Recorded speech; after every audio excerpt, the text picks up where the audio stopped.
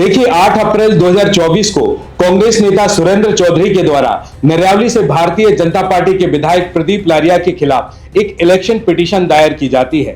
इस याचिका में उन्होंने भारतीय जनता पार्टी के प्रत्याशी प्रदीप लारिया पर गंभीर आरोप लगाए। इन आरोपों के अनुसार विधानसभा चुनाव की आचार संहिता के दौरान मतदाताओं को प्रलोभन देने के लिए प्रशासनिक सांठगांठ से विधायक स्वेच्छानुदान राशि का वितरण किया गया। इसके अलावा मतदाताओं को शराब और पैसे बांटने का गंभीर आरोप भी विधायक प्रदीप लारिया पर लगाया गया।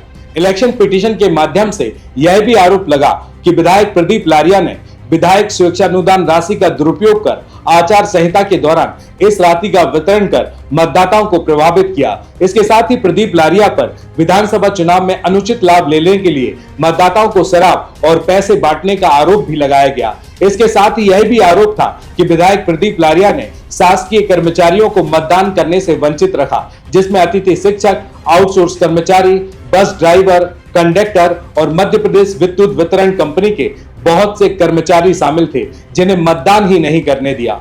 नमस्कार, मैं हूं आपके साथ में भूपेंद्र सिंह और आप रिपब्लिक सागर मीडिया के साथ में हैं। सबसे पहले हमारे चैनल को सब्सक्राइब करें and don't forget press the bell icon to get all the notification for our upcoming video. Madhya Pradesh में 230 विधानसभा सीटों के लिए हुआ 2023 का विधानसभा चुनाव सबसे ज्यादा चर्चाओं का विषय बना हुआ था, क्योंकि उस समय ऐसा माना जा रहा था कि अब मध्य प्रदेश में प्रचंड बहुमतों से कांग्रेस की सरकार बनने के लिए जा रही है। इसी कड़ी में सागर जिले की सभी 8 विधानसभाएं भी चर्चाओं का विषय बनी हुई थी, क्योंकि 2018 के विधानसभा चुनाव में सागर जिले की 8 विधानसभाओं में से 2 विधानसभा यानी कि बंडा और देवरी विधानसभा सीट पर कांग्रेस ने फतह हासिल की थी। बंडा विधानसभा सीट से कांग्रेस प्रत्याशी तरवर सिंह लोधी ने अपना परचम लहराया, तो देवरी विधानसभा सीट से उस समय रहे कांग्रेस प्रत्याशी हर्ष यादव ने अपनी जीत का परचम लहराया। इसके बाद हर्ष यादव को कमलनाथ सरकार ने मंत्रिमंडल में शामिल कर लिया। लेकिन ठीक 18 महीने बाद मध्य प्रदेश की राजनीतिक सियासत में एक भयंकर भूचाल आया और मध्य प्रदेश की कमलनाथ की कांग्रेस सरकार से ज्योतिरादित्य सिंधिया अपने 22 समर्थक विधायकों और मंत्रियों के साथ कांग्रेस छोड़कर अचानक भारतीय जनता पार्टी में शामिल हो गए। इसके बाद मध्य प्रदेश में कांग्रेस की सरकार का पतन हो गया। इसके बाद कांग्रेस की नाराजगी पूरे देश में एक चर्चा का विषय बनी रही। इसके बाद मध्य प्रदेश में फिर भारतीय जनता पार्टी की सरकार स्थापित हुई और शिवराज सिंह चौहान को फिर से मध्य प्रदेश के मुख्यमंत्री के रूप में स्थापित किया गया। देखिए, ये कहानी हमने आपको इसलिए सुनाई क्योंकि उस समय इस घटनाक्रम के बाद ऐसा माना जा रहा था कि मध्य प्रदेश की जनता में उस समय भारतीय जनता पार्टी के प्रति जबरदस्त नफरत और 2018 में मध्य प्रदेश कांग्रेस सरकार में रहे मुख्यमंत्री कमलनाथ के प्रति पूरे मध्य प्रदेश की जनता में सिंपैथी बढ़ने की चर्चा से सोशल मीडिया भरा पड़ा हुआ था। मानो उस समय ऐसा माहौल था जैसे बिना चुनाव के ही जनता ने मध्य प्रदेश में कांग्रेस की सरकार पर ठप्पा मार दिया हो और इसी कारण भारतीय जनता पार्टी के कई दिग्गज नेता कांग्रेस में शामिल होकर अपने भविष्य की तलाश में जुट गए थे। और यही सबसे बड़ा कारण रहा कि 2023 का विधानसभा चुनाव कांग्रेस ने पूरे ओवर कॉन्फिडेंस में लड़ा। कमलनाथ अपनी जगह जगह सभा करते रहे और सभी विधानसभाओं के कांग्रेस प्रत्याशी कमलनाथ की लोकप्रियता के भरोसे अपने ही चुनाव में उस तरह सक्रिय नहीं रहे जैसा उन्हें रहना चाहिए था। और नतीजा यह हुआ कि 2023 के विधानसभा चुनाव में भी कांग्रेस चारों खाने चित्त हो गई।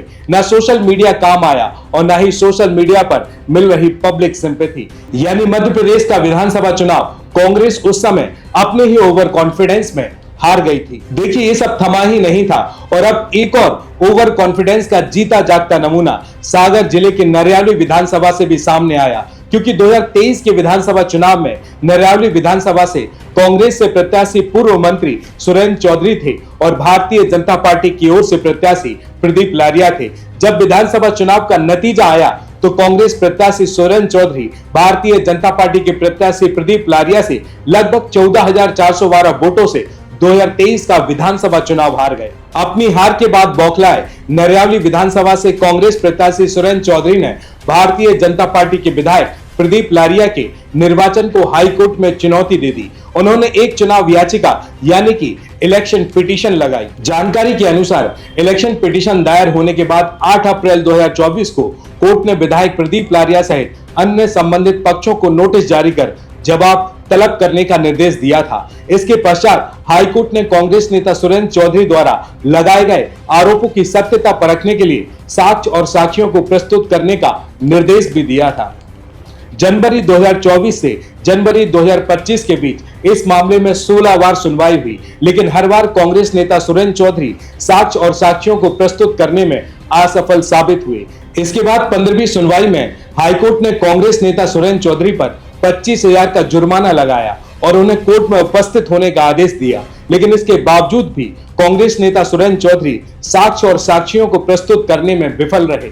यहां तक कि हाईकोर्ट द्वारा बार बार बुलाए जाने के बावजूद वे ना तो स्वयं उपस्थित हुए और ना ही अपने अधिवक्ता को कोर्ट में खड़ा कर सके।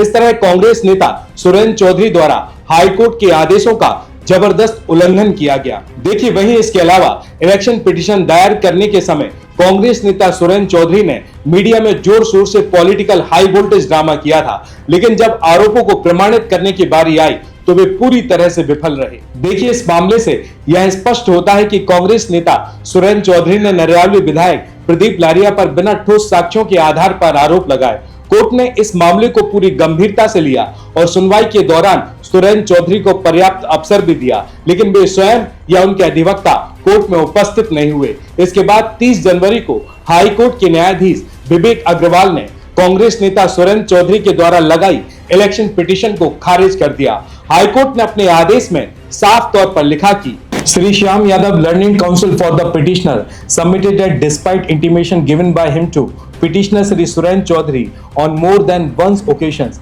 he is choosing not to appear before the court. It is submitted that when the court had directed on 10th of December 2024 to list this case for plaintiff evidence of 7th of January 2025, he had given intimation, but Sri Surendra Chaudhary did not appear on 7th of January 2025. Time was short of account of some bereavement in the family and therefore case was fixed for 28th of January 2025. On 28th January 2025, time was granted subject to payment of cost, but today also witnesses are not appearing. It appears that petitioner has no interest to pursue this petition. Accordingly, the petition is dismissed for want of prosecution. देखिए, इस तरह यह election petition केवल एक राजनीतिक stunt साबित हुआ, जिनमें आरोपों को प्रमाणित करने में पूरी तरह से कांग्रेस नेता सुरेंद्र चौधरी नाकाम साबित हुए। देखते हैं अब नरियावली विधायक प्रदीप लारिया इस पर कोई कदम उठाते हैं या फिर वह अपने ऊपर लगे इन आरोपों को ठंडे बस्ते में डाल देंगे। रिपब्लिक सागर मीडिया को सब्सक्राइब अवश्य करें और आप हमारी आने वाली सभी वीडियो को देखना चाहते हैं तो आपको उसके लिए घंटी जरूर दबानी पड़ेगी, ताकि आपको सभी वीडियो की नोटिफिकेशन समय समय पर मिलती रहे। रिपब्लिक सागर मीडिया पर जो भी वीडियो आएगा वह सच की कसौटी पर कसकर ही आएगा।